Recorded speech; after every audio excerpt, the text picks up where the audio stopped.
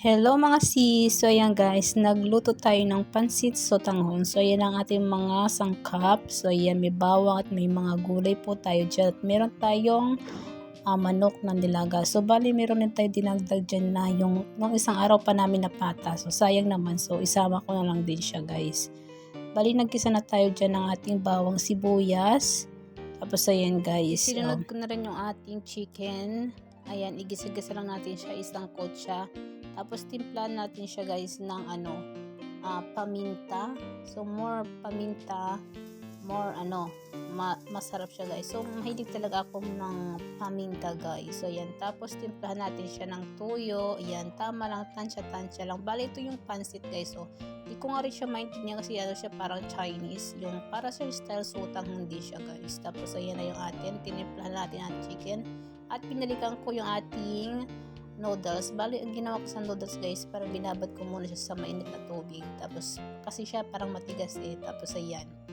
Takpan lang muna natin siya at ayan na siya. So, ano lang gawin natin ito? Half cook lang guys na sa gulay. So, ayan. Tamang ano lang siya. Halo-halo lang ba? So, ayan. So, ayan. Huwag natin siya masyadong lutuin yung ating gulay para mas crunchy-crunchy pa yung ating vegetable guys. So, ayan. At isasalin muna natin siya guys sa isang lalagyan para makapagluto naman tayo ng noodles.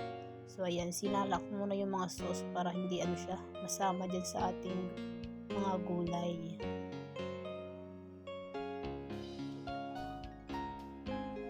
So, yan na. So, diba, parang ang sarap tingnan ng ating gulay. At katapos nga mga sis, so ayan, binuhos ko na yung ating pinakuluan ng manok dahil tayo ng ating noodles. Diyan natin siya lulutuin. So, tinimplahan ko lang siya ng konting tuyo at hahayaan ko lang siyang kumulo. So, yan ang ating noodles.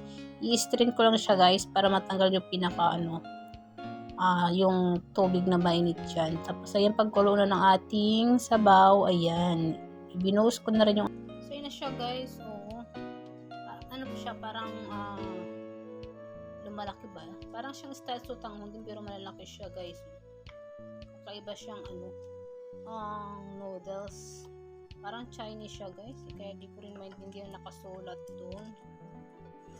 Lagyan lang natin siya ng sesame oil para hindi siya maging dagdag sarap din to guys, para hindi siya magdikit-dikit yung ating kung napapansin nyo siya guys, para siyang lumulubo siya, kumbaga dumadami siya, parang nasisipsip yung noodles, yung sabaw nasisipsip sa noodles. So ayan guys, kakaibang klase rin pala itong noodles. First time ko po kasi siya magluto ng ganitong noodles, parang sa Chinese noodles. At ayan na mga sis, luto na yung ating noodles. Bali, binuhos ko na yung ating gulay dyan. Bali, naglagay lang ako ng paunti-unti lang na gulay guys. So, ayan, naluto na siya guys. Ayan, thank you for watching and please like and support po sa ating page.